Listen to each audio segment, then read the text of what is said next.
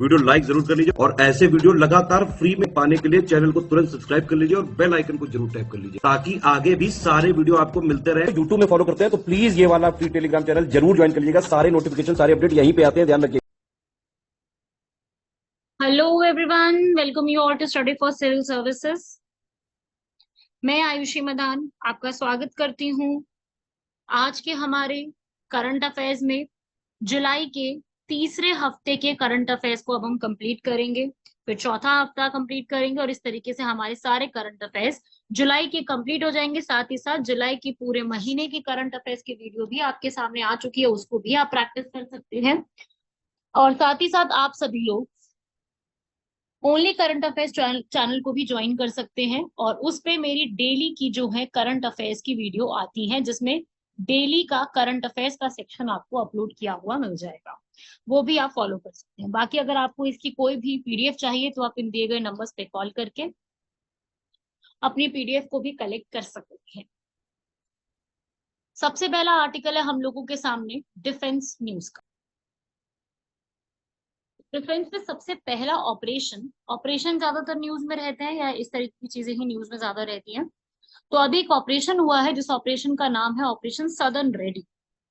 Southern readiness का मतलब क्या है? जल्दी से तैयारी। इसके अंदर यहाँ पर हमारी आईएनएस सुनैना, ये हमारे लिए इंपॉर्टेंट है, INS Indian naval ship Sunaina ने पार्टिसिपेट किया है।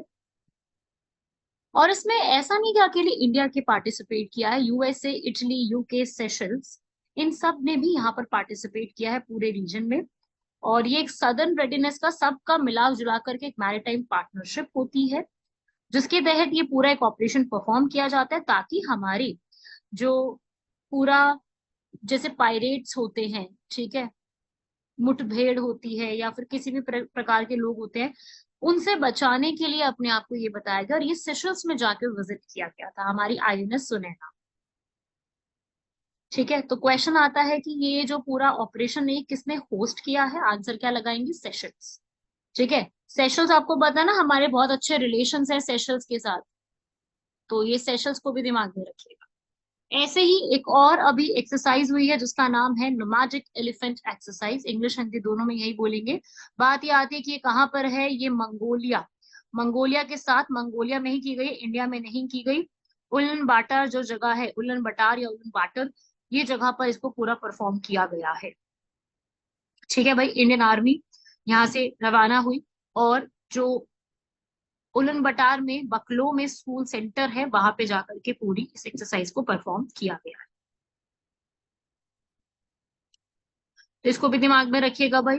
यहाँ पर जम्मू कश्मीर की लाइट इन्फेंट्री रेजिमेंट जो है इंडियन आर्मी की, उन्होंने इसके अंदर पूरा पार्टिसिपेट किया है। तो आपको बेसिकली इसमें इतना ही बात याद में रखनी कि ऐसे पार्टिसिपेट हुआ है, क्योंकि इन सब पे सवाल काफी सारे पूछे जाते हैं कि एक्सरसाइज कहाँ पे हुई है, इसका ऑब्जेक्टिव ऑब्जेक्टिव तो सबका एक ही है, या तो हमारा सपोर्ट हमें करना होता है इसके अंदर, ज्यादा से ज्यादा काउंटर टेररिज्म को एंड करने के लिए होता है, इसी तरीके के क्वेश्चंस होते हैं इसके ऊपर। ठीक है, सो ये आप लोगों को दिमाग में रखना है। ये डिफेंस की न्यूज थी। ऐसे ही अब हमारी और एक चीज न्यूज में आई है टीएसी के ऊपर। अब मैं आपको टीएसी पहले तो बता दूं, ट्राइबल एडवाइजरी काउंसिल कहते हैं इसको। इसका अर्थ क्या होता है? जैसे देखो, आप सभी लोग जानते हो कि आप लोगों ने सबने स्केड्यूल्स पढ़े हैं ना, अनुसूची। स्केड्यूल्स की ट्रिक पता है ना सबको, टीयर्स ऑफ ओल्ड पीएम। तो इसमें से जो ये एस है, ये एस का मीनिंग होता है स्केड्यूल्ड एरियाज, अनुसूचित एरियाज। तो ये जो स्केड्यूल्ड एरियाज है ना जितने भी, यहाँ पर जो है गवर्नर इस एरिया का अलग से एक टीएसी बना सकता है। टीएसी का अर्थ होता है ट्राइबल एडवाइजरी काउंसिल, उस एरिया के ट्राइब्स को सिक्योर करने के लिए। तो टीएसी बहुत इंपॉर्टेंट टॉपिक है टीएसी का, क्योंकि ट्राइबल एडवाइजरी काउंसिल जो है ये यूपीएससी कई बार पूछ चुकी है कि ये क्या होते हैं, इसका क्या ऑब्जेक्टिव होता है। तो भाई शेड्यूल्ड ट्राइब्स को अगर बेटरमेंट करके लेके आना है तो ये यहाँ पर बनाई जाती है। ठीक है, ये हमारे कॉन्स्टिट्यूशन के आर्टिकल 244 के क्लॉज 1 के तहत बनाई जाती है, जिसके अंदर 20 से ज्यादा मेंबर्स नहीं हो सकते। लाइक 20 हो सकते हैं। प्रेसिडेंट के कहने पर वहां का जो गवर्नर होगा वो वहां पे कॉन्स्टिट्यूट कर सकता है। किसी भी एरिया जहाँ पे शेड्यूल्ड एरिया ऑलरेडी है वहां बनाई जा सकती है। अगर मैं आपको बताऊं कि भारत के आज के समय में 10 ऐसे स्टेट्स हैं जिनको हम शेड्यूल्ड एरिया में काउंट करते हैं, और पूरी स्टेट नहीं होती है, ठीक है, पूरी स्टेट नहीं होती है इसके अंदर। ये सिर्फ उस स्टेट का एक ऐसा हिस्सा जहां पर जो पूरी जनसंख्या है वो बहुत ज्यादा पिछड़ी हुई है, वहां पे डेवलपमेंट बहुत पिछड़े हुए। तो आज के समय में आंध्र प्रदेश, झारखंड, तेलंगाना, गुजरात, मैं शॉर्ट में लिख रही हूँ, महाराष्ट्र, मध्य प्रदेश, छत्तीसगढ़, उड़ीसा, राजस्थान और हिमाचल, इन 10 स्टेट्स में बनी हुई है हमारी ये 10 स्टेट्स हमारे 5th शेड्यूल में काउंट किए जाते हैं। जबकि जो वेस्ट बंगाल और उत्तराखंड है वो 5th शेड्यूल में नहीं आते, बट स्टिल यहाँ पर ट्राइबल एडवाइजरी काउंसिल को बनाया जा चुका है। सो गवर्नर यहाँ पे पूरा काम देखता है, और यहाँ पर जो भी उस एरिया के शेड्यूल ट्राइब्स होते हैं उनकी बेटरमेंट, एडवांसमेंट, वेलफेयर, उनके काम के लिए, उनके बढ़ावा देने के लिए वो वहां पे पूरी जिम्मेदारियों को संभालते हैं। उन्हें हम कहते हैं टीएसी। ये बहुत इंपॉर्टेंट है अपने आप में, इनमें सवाल भी बनते हैं, पूछा भी जाता है क्या अर्थ होता है, क्या इसमें क्या चीजें होती हैं, ऐसा सब कुछ पूछा जाता है, ठीक है। तो ट्राइबल एडवाइजरी अभी क्या हुआ है, अभी हाल फिलहाल में उड़ीसा की सरकार जो है उन्होंने यहाँ पर ट्राइबल एडवाइजरी को सेटअप किया है। इसे ट्राइबल आदिवासी ग्रुप काउंसिल भी कहती है, याद हो जाएगा सबको। तो बनाते किसकी डायरेक्शन पर है, बनाया जाता है प्रेसिडेंट के डायरेक्शन पर। बनाता कौन है, असल में गवर्नर बनाता है। पहली बार इसको 1950 में बनाया गया था। 20 से ज्यादा नहीं होते हैं, ये भी दिमाग में रखिएगा। आर्टिकल 244 के हिसाब से पूरा जो है इनका काम चलता है, और ये एक कॉन्स्टिट्यूशनल बॉडी है, ये संवैधानिक निकाय है। क्वेश्चन आता है कि क्या संवैधानिक है, बिल्कुल, ठीक है। तो लॉ के तहत बनाई गई है ये कॉन्स्टिट्यूशन बॉडी, आप कह सकते हैं। आर्टिकल 244(1) में इसके बारे में सारा लिखा है। वैसे तो आर्टिकल 244(1) में लिखा है कि टीएसी बनाओ, उसके बाद वाले आर्टिकल्स में 1, 2, 3, 4 वाले जो है उसमें ये लिखा है कि भाई साल में एक बार मिलना है, गवर्नर डिसाइड करेंगे, 20 मेंबर होने चाहिए, और उसमें से सिर्फ 20 मेंबर में से 1/3 मेंबर जो होंगे वो एसटी कम्युनिटी के होने कंपल्सरी, ये भी बोला है। और जो इनकी रिपोर्ट होगी साल भर की तैयार करके गवर्नर के पास भिजवाई जाएगी, और गवर्नर आगे फॉरवर्ड किसको करेंगे, प्रेसिडेंट को, और प्रेसिडेंट कहाँ लेके जाएंगे, पार्लियामेंट में। कॉन्सेप्ट समझ में आ गया भाई यहाँ तक, ठीक है। चेयरमैन भी बनाया जाता है इसमें, और फिर पूरी तरीके से काम होता है। तो अब आप यहाँ पे पढ़ लो पूरा, मैंने आपको पूरा एक्सप्लेन कर दिया टॉपिक, अब आप यहाँ पे पढ़ेंगे। अभी ट्राइबल एडवाइजरी काउंसिल की मीटिंग हुई है, आपको पता है उड़ीसा के जो चीफ मिनिस्टर है नवीन पटनायक, बीजू पटनायक इनके फादर है, ठीक है। ये अभी कौन है, नवीन पटनायक। तो नवीन पटनायक का क्या है अभी, ये जो है पूरे इंडिया में second longest serving chief minister बन चुके हैं। नवीन पटनायक जो है, इनसे पहले एक ज्योति बासु थी जो कि वेस्ट बंगाल की चीफ मिनिस्टर रही हैं, वो 5 बार बनी, ठीक है। अभी जो है नवीन पटनायक वो second longest serving chief minister India में बन चुके हैं। उड़ीसा के चीफ मिनिस्टर 5 बार 2000 में बने थे, और अभी जो है ये 23 सालों से यही चीफ मिनिस्टर है। ये पहले भी हमारे भारत में स्टील और माइंस के मिनिस्टर रहे हैं, मेंबर ऑफ लोकसभा भी रहे, ठीक है भाई। तो ये आपसे पूछा जा सकता है कि सेकंड लॉन्गेस्ट कौन है, और इस पे बिल्कुल सवाल बन सकता है, ठीक है। ये बीजू जनता दल जो पॉलिटिकल पार्टी है, इनके जो फादर हैं बीजू पटनायक, वो पहले वो चीफ मिनिस्टर रहे हैं उड़ीसा के 3rd नंबर पे। तो बीजू पटनायक भी जो है वो, ये भी वही पर्सन है जिन्होंने क्विट इंडिया मूवमेंट, पता है ना क्विट इंडिया मूवमेंट, उसमें सपोर्ट किया था बीजू पटनायक ने। जय प्रकाश नारायण, राम मनोहर लोहिया, बीजू पटनायक, ये सब थे। तो अभी फिलहाल के लिए नवीन पटनायक जो ये नाम लिखा है उनके बारे में बता रही हूँ।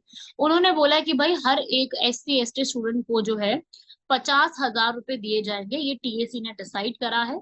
तो उसी के रिस्पेक्ट में ये न्यूज में थी, उड़ीसा की सरकार ने किया है। लेकिन हमारे लिए न्यूज में क्या आ गया कि भाई टीएसी क्या चीज होती है, इसकी मीटिंग हुई है, तो ये टीएसी क्या चीज होती है, क्या इसका ऑब्जेक्टिव है, क्या क्या चीजें इसमें आती हैं, वो सब आपको पढ़ना था। तो वही हम लोगों ने कवर अप कर दिया, ठीक है। वही इसको लिख लेना, सारी बातों को, इस सब बातों को लिख करके याद भी रखना है आप सभी लोगों को। इन सबसे बिल्कुल सीधा सीधा सवाल बन सकता है।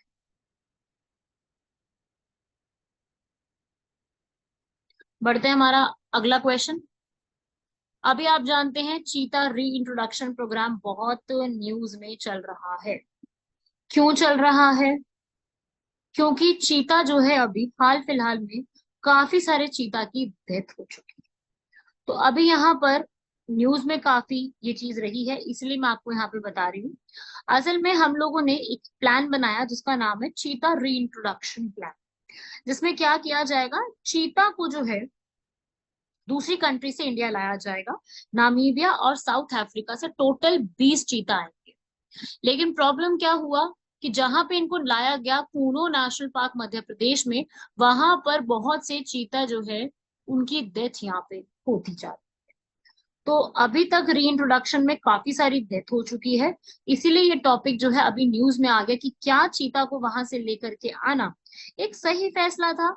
और चीता की जो ये डेथ हो रही है, अभी एक फीमेल चीता थी धत्री, उनकी यहाँ पर जो है अभी डेथ हुई है कूनो में। तो ये जो इतने सारे यहाँ पे डेथ होती जा रही है, 9 चीता की डेथ हो चुकी है, 9th भी डेथ हो चुका है। सोच रहे हो आप, यहाँ पर इसका नाम था तिबिलिसा, धत्तरी बोला जाता था, फीमेल लाई गई थी नामीबिया से। तो हमारे चीता की डेथ यहाँ पे हो गई। तो ये भी अपने लिए इम्पोर्टेंट बन गया कि ये सब जो हो रहा है ये कैसे रोका जाएगा, इसको कैसे स्टॉप किया जाएगा। तो उसी के ऊपर ये पूरा आर्टिकल है, क्या ये कूनो सुटेबल है। पहले तो देखो यही बोला गया था कि कूनो जो है वो चीता क्या, टाइगर, लेपर्ड, एशियाटिक लायन सबको यहाँ पर हैंडल कर सकता है। तो ये कैसे हो गया कि भाई ये सब चीजें हो रही हैं। सो यहाँ पर ये लेसन लर्न करने की जरूरत है, और यही चीता री इंट्रोडक्शन प्रोग्राम की न्यूज में चल रही है। सो आप लोग ये याद रखिएगा पूरे के बारे में, सबसे बड़ा ट्रांसलोकेशन ये किया गया था। बट कूनो नेशनल पार्क भी न्यूज में आ गया अब यहाँ पर। तो कूनो नेशनल पार्क के बारे में भी हमें पता होना चाहिए कि कूनो जो है ये कूनो नदी के किनारे बना हुआ है, जो कि श्योपुर और मोरेना डिस्ट्रिक्ट्स मध्य प्रदेश वहां पे बना हुआ है। डेसिडियस पर्णपाती वहां पर जो है पेड़ वगैरह काफी ज्यादा मिलते हैं। वहां पे काफी सारे जो यादव, जाटव, ब्राह्मण, गुज्जर, कुशवाहा लोग हैं वो रहते हैं। तो चीता रीइंट्रोडक्शन प्रोग्राम हमारे लिए इम्पोर्टेंट है। चीता को एक्िनॉक्स जुबाटस के नाम से भी जाना जाता है। तो एशियाटिक चीता और अफ्रीका चीता दोनों यहाँ पर डिफरेंस में याद रखिएगा। हमने अफ्रीकन चीते जो है दूसरी कंट्री से यहाँ पे लेके आए थे। तो उनके भी आगे फिर जो है और चीता कब्स भी उनके जो है वो पैदा हुए।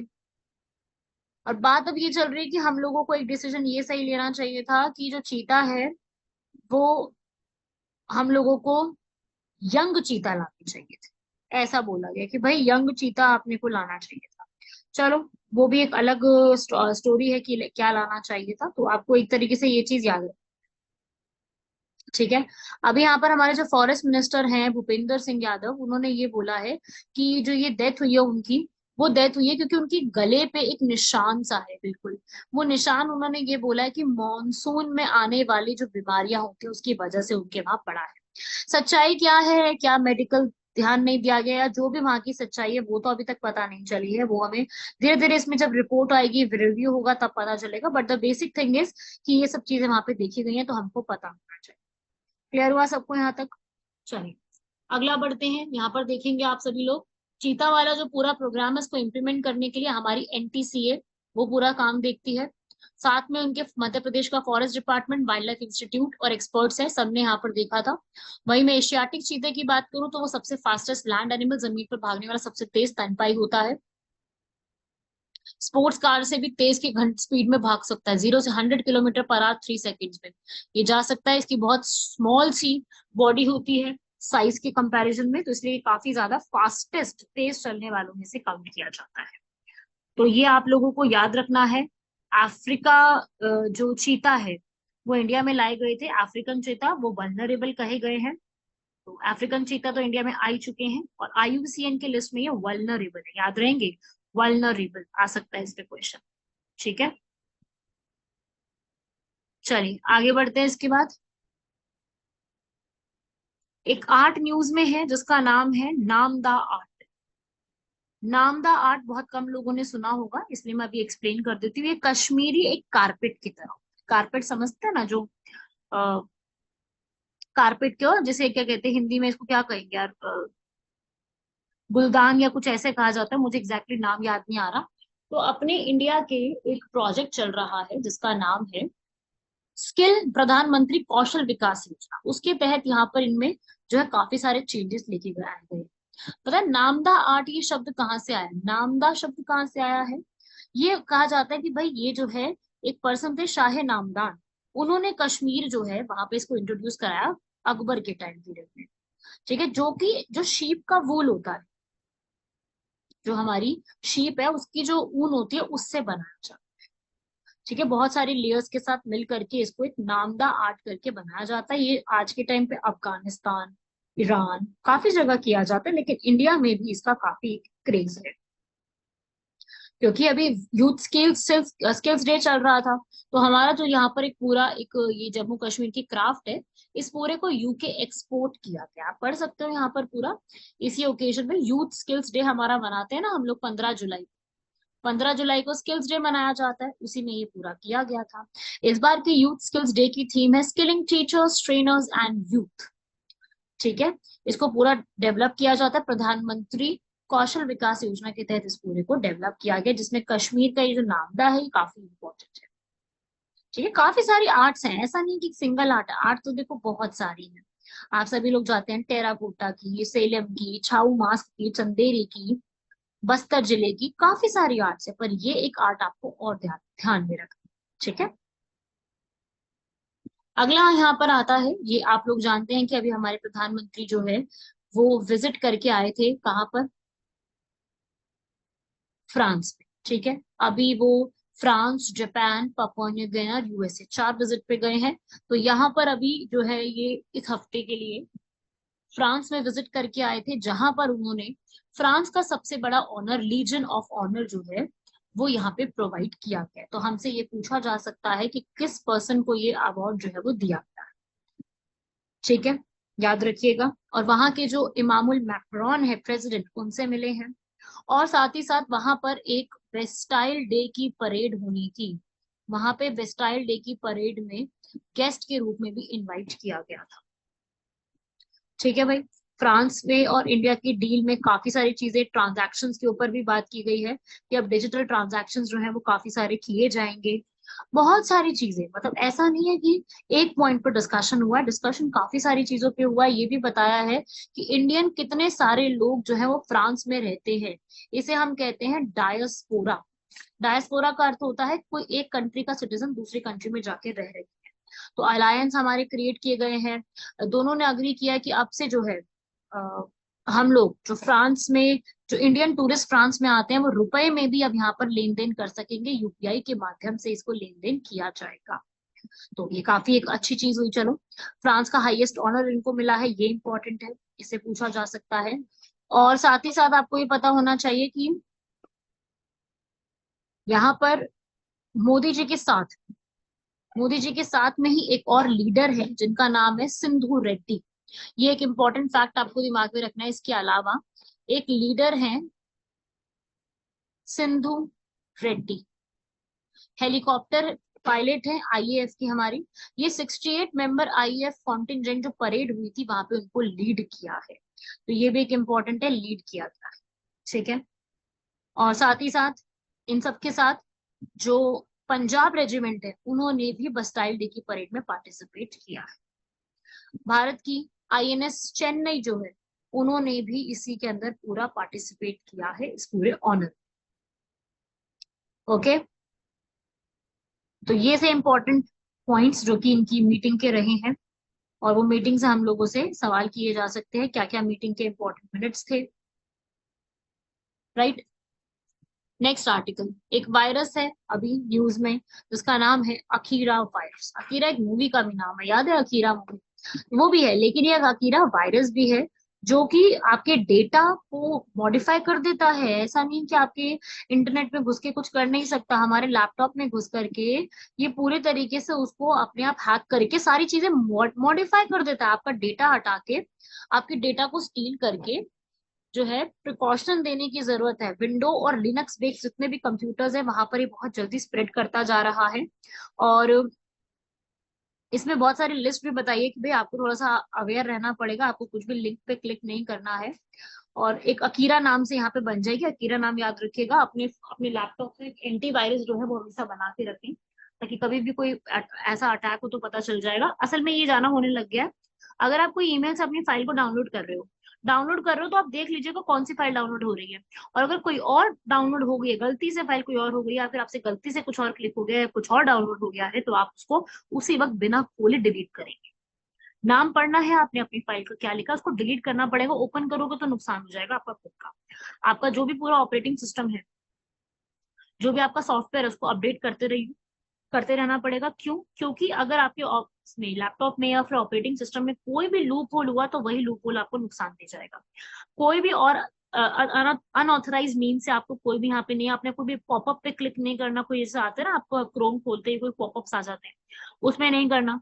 और कोई भी ऐसे वायरस अटैक में कुछ भी आता है कि आपको अमाउंट पे करना होगा, ठीक हो जाएगा, ऐसा होगा, कोई भी अमाउंट पे नहीं करना, उससे सारा पर्सनल डेटा आपका स्टील हो जाएगा। और कोई भी एक्सटेंशन ऑफ द फाइल जो आपको नहीं पता उसको छोड़ दो, ठीक है।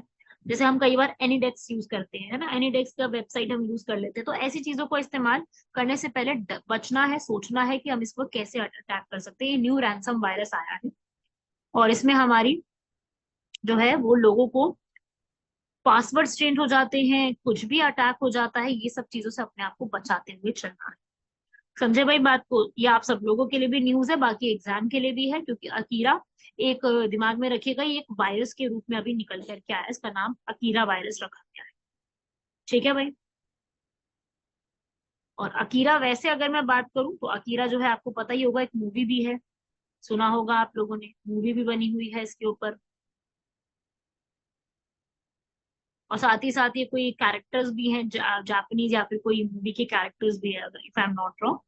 तो चलो खैर, वो तो अपने को नहीं पढ़ना, अपने को तो ये बात पता होनी चाहिए। ठीक है, अगले आर्टिकल पे बढ़ते हैं। अगला आर्टिकल, एक नया इनिशिएटिव लॉन्च किया गया जिसका नाम है सागर संपर्क। अब देखिए भाई, ये सागर संपर्क क्या चीज है। देखो, सागर संपर्क एक, देखो नाम से समझ में तो आ गया कि सागर में किसकी बात होगी। सागर है मतलब ऑब्वियस सी बात है, ओशन के लिए ही होगा। ओशन में क्या करना है, इतनी चीज तो पहले भी कर चुके हैं। अब ये नया चीज क्या करने जा रहे हैं? अब आप हमेशा पढ़ते हो कुछ ना कुछ, मैं बता देती हूँ, आज ये हुआ, आज वो हुआ सागर में। तो ये आज ही नया और क्या कर दिया, इसमें इन्होंने थोड़ा डिजिटलाइजेशन और ज्यादा करा है। क्या किया है इसमें? इसमें क्या करेंगे, अलग अलग जगह पे ना एक रेफरेंस स्टेशन एक रेफरेंस स्टेशन बनाएंगे। और उस रेफरेंस स्टेशन में क्या लगाएंगे, जीपीएस सिस्टम को इंस्टॉल करेंगे, ताकि उस जगह पर आपको सिग्नल करेक्ट टाइम पे पहुंच सके। अलग अलग जगह लगेंगे, पूरा जीपीएस की ज्योमेट्री तैयार की जाएगी। तो वो ग्राउंड को रिसीव करने के लिए एंटीनाज और वो पूरा सिस्टम लगाया जाएगा, ताकि कभी भी सैटेलाइट की जो सिग्नल्स हैं, हमें ओशंस में हमारी शिप्स को कभी भी गलत तरीके से ना पहुंचे और एक्यूरेट हो। कोई एरर ना हो कि भाई एक अलग जगह पे है, एक बहुत दूर है। तो आसपास जो है ये सारी चीजें यहाँ पे लगाई जाएंगी, उसे हम कहते हैं संपर्क। ठीक है, मैरीटाइम इंडस्ट्री के अंदर इंडिजिनसली भारत का खुद का बनाया हुआ ग्लोबल नेविगेशन सैटेलाइट सिस्टम है, जो कि हमारे सागर में जितनी भी हमारी चीजें होंगी उसमें हमें हेल्प करने वाला है। ठीक है भाई, याद हो जाएगा। चलिए, अगला, अभी नीति आयोग ने हाल फिलहाल में एक रिपोर्ट प्रिपेयर करी है। भाई नीति आयोग तो हमेशा ही न्यूज में रहती है, नीति आयोग हर हफ्ते पढ़ना ही पड़ता है अपने को। उन्होंने रिपोर्ट रिलीज करी जिसका नाम है एक्सपोर्ट प्रिपेयर्डनेस इंडेक्स, मतलब निर्यात हम किस प्रकार से कर रहे हैं। आपको पता है हम निर्यात तो करते हैं बहुत ज्यादा, पर भाई किस चीज का निर्यात कर रहे हैं और कौन सी स्टेट सबसे ज्यादा निर्यात करे, वो तो हमारे देश के किसी को बताना पड़ेगा, और वो नीति आयोग ने बताया है। नीति आयोग की फुल फॉर्म क्या है? National institute for transforming India. 1 जनवरी 2015 में बनाई गई थी हमारे प्रधानमंत्री नरेंद्र मोदी द्वारा, जो कि पिछले पूरे साल का, मतलब जो हमारा फाइनेंशियल ईयर 2022 गया है, उसमें हम लोगों ने कितना जो है एक्सपोर्ट किया है। ठीक है भाई, वो बताता है और पूरे इंडिया के लिए बताता है। जैसे इन्होंने टॉप परफॉर्मिंग के बारे में अपने को बता दिया, अपने को बताया कि भाई तमिलनाडु ने टॉप किया है इसके अंदर। तमिलनाडु को टॉप करा है, मतलब एक्सपोर्ट किया अच्छा खासा। तमिलनाडु ने एक्सपोर्ट में हर चीज में टॉप किया है, चाहे उन्होंने वो हो लेदर हो, टेक्सटाइल्स हो, ऑटोमोबाइल हो, इलेक्ट्रॉनिक गुड, जो सब में किया है। उसके बाद महाराष्ट्र और कर्नाटका सेकंड थर्ड। वही अगर हम बात करें हिल स्टेशन की, तो उत्तराखंड टॉप पे रहा है, बहुत अच्छी बात है। अगर लैंडलॉक्ड की बात करूं तो भाई हरियाणा ने टॉप किया है। लैंडलॉक्ड होता है ना जिसके आसपास पानी नहीं होता है, तो वो हरियाणा ने टॉप किया है। छोटी जगह में अगर बात करें तो भाई गोवा ने टॉप किया है। ठीक है भाई, गोवा के बाद जम्मू कश्मीर है, उसके बाद फिर दिल्ली, ये सब रहे। तो ये जो पूरा एक ट्रेंड है उसे हम कहते हैं। समझे बात को? तो यार देखो ऑब्वियस सी बात है, कोई कोस्टल स्टेट, तटीय इलाके का रीजन ही तो इसके अंदर टॉप करेगा, और कौन ही करेगा, क्योंकि तट वाले इलाके से तो सबसे ज्यादा एक्सपोर्ट होना चाहिए। ऑब्वियस सी बात है, वहां पे तट है, वहां पे शिप्स है, वहां पे और तमिलनाडु में तो तीन तीन पोर्ट है भाई मेजर, जो बड़े पोर्ट है वो तीन तीन है, कामरांजर है, चेन्नई है, टूटिकोरिन है। तो ये तो टॉप करेंगे करेंगे ना, और उनके बाद वाले जो है महाराष्ट्र कर्नाटका, वो भी टॉप करेंगे यार, वो भी तो तट शेयर करते हैं। हालांकि सबसे बड़ा जो तटीय शेयर करता है वो अंडमान निकोबार है, उसके बाद गुजरात है, बट फिर भी ये तो होगा ही होगा ना। तो इसी हिसाब से यहाँ पर जो है पूरा एक ये पूरा किया गया है, जैसे हम कहते हैं यहाँ पर एक पूरा कॉन्सेप्ट याद रखिएगा कि इसमें किसने टॉप किया है, तो हाई चांस है कि टॉप किसने किया है, ऐसा कुछ सवाल जो है हमसे पूछा जा सकता है। तो आप सभी लोगों की ये जिम्मेदारी बनती है कि जिन्होंने टॉप किया है यहाँ पर, उन सबके साथ आप इसको लर्न करके जाएं, इनको पढ़ के जाएं कि कौन कौन इसमें टॉप पे रहा है। बस बेसिकली बस टॉप पे कौन रहा है उतना ही याद करना है, क्यों ही से सवाल आते हैं।